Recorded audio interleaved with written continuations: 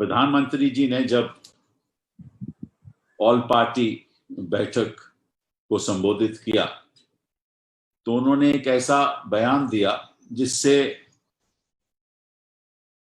और सवाल उठ खड़े हुए। उन्होंने कहा कि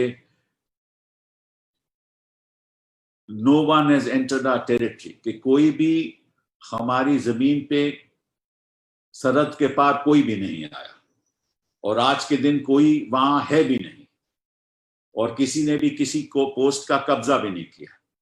ये बयान जब उन्होंने ऑल पार्टी मीटिंग में कहा तो ऐसा लगा हमें कि प्रधानमंत्री जी और जो पीएमओ है वो अपने बयान दे रहे हैं और जो हमारी जो रक्षा मंत्रालय है और जो हमारा एक्सटर्नल अफेयर्स मिनिस्ट्री है वो अपना बयान दे रहे हैं।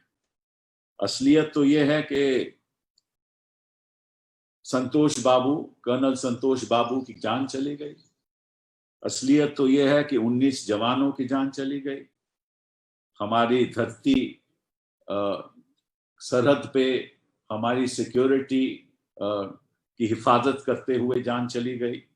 और अगर कोई घुसपैठिया यहाँ आया ही नहीं था, अगर कोई चीन का सेना कर्मी यहाँ आया ही नहीं था, अगर कोई इंट्रूजन्स हुई ही नहीं थी तो संतोष बाबू को जान क्यों देनी पड़ी और 19 लोगों को, जवानों को जान क्यों देनी पड़ी? ये सवाल उठता है और इस सवाल का कोई जवाब नहीं है।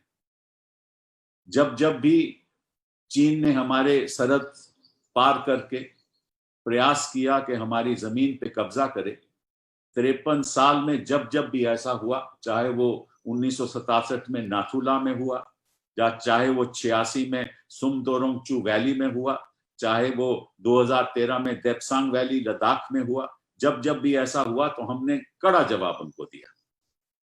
लेकिन अब जो रक्षा मंत्री का बयान है, जो हमारे विदेश मंत्री का बयान है और जो विदेश मंत्रालय का बयान है जून 17 2020 का और जून 20 2020 का, वहां उन्होंने स्पष्ट रूप से कहा है कि चीन के लोग सरहद के पार हमारी जमीन पर आए थे और कई बार आए, एक बार नहीं कई बार आए। अप्रैल से मई 2020 तक गलवान वैली में आए, पैंगसोंग सो लेक में आए, हॉट स्प्रिंग्स पे आए।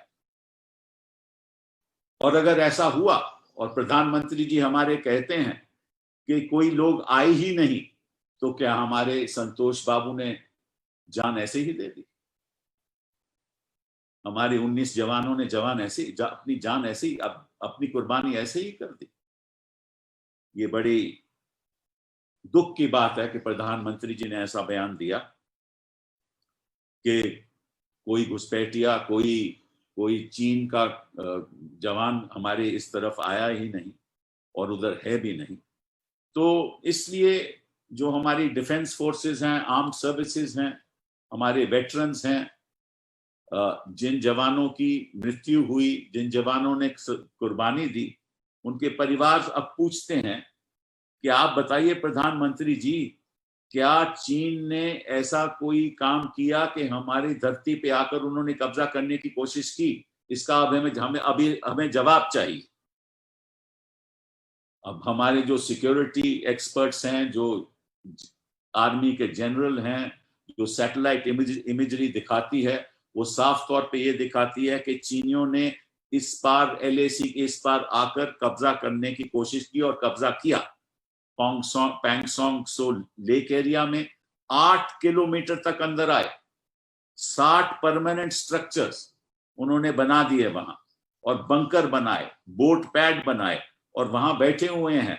फिंगर 4 के बाद फिंगर 8 तक वहां बैठे हुए हैं और हम लोग कह रहे हैं कि उन्होंने कोई कब्जा ही नहीं किया, गलवान वैली में कोई कब्जा ही नहीं हुआ।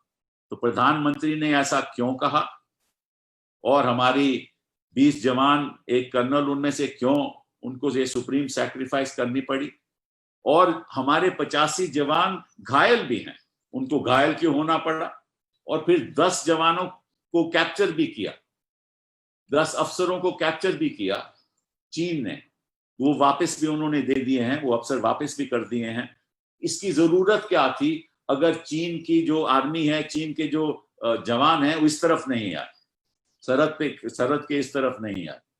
तो डिफेंस मिनिस्टर की जो स्टेटमेंट है, रक्षा मंत्री की स्टेटमेंट है, जो विदेश मंत्री की स्टेटमेंट है, वो प्रधानमंत्री के बयान से बिल्कुल अलग है। तो हम पूछना चाहते हैं कि सही क्या है और गलत क्या है। सही तो जो हम कह रहे हैं, क्योंकि जब ऑफिशियल वर्जन प्रधानमंत्री की जो ऑल पार्टी बैठक का आया, उसमें से जो वो बयान उन्होंने ऑल पार्टी बैठक को दिया कि कोई टेरिटरी भी उनके कब्जे में नहीं है, वो उन्होंने हटा दिया स्टेटमेंट से। इससे साफ जाहिर है कि प्रधानमंत्री का स्टेटमेंट गलत था। लेकिन इससे एक और बात उठती है कि जो प्रधानमंत्री कह रहे हैं वही तो चीन कह रहा है। चीन भी तो वही कह रहा है कि हम सरहद के पार नहीं आए, हमने कोई किसी का कब्जा नहीं किया, गलवान वैली तो हमारी वैली है, उस पर तो हमारा कंट्रोल है। अगर प्रधानमंत्री जी भी यही कह रहे हैं तो फिर चीन के लोगों, चीन की जो सरकार है और प्रधानमंत्री के बयान में अंतर क्या है? और इसका फायदा आज चीन उठा रहा है। चीन वहां कह रहा है कि प्रधानमंत्री जी हिंदुस्तान के, उन्होंने खुद कहा है कि चीन के कोई लोगों ने कोई सरहद पार नहीं किया, चीन के जवानों ने, ऑफिसर्स ने कोई सरहद पार नहीं किया और गलवान वैली में नहीं आए। तो हम प्रधानमंत्री जी से पूछना चाहते हैं कि आपने जो चीन ने कहा है, आपने वो क्यों कहा जो चीन खुद कह रहा है? और अगर कहा तो बताइए क्यों कहा, इसका जवाब दीजिए, इसका स्पष्टीकरण कीजिए, क्योंकि सारा देश आज ये सवाल आपसे पूछ रहा है। क्या क्लैरिफिकेशन दिया है भाई? उन्होंने तो वो जो उन्होंने बयान दिया था ऑल पार्टी मीटिंग में, वो बयान का उनको बयान से हटा दिया है।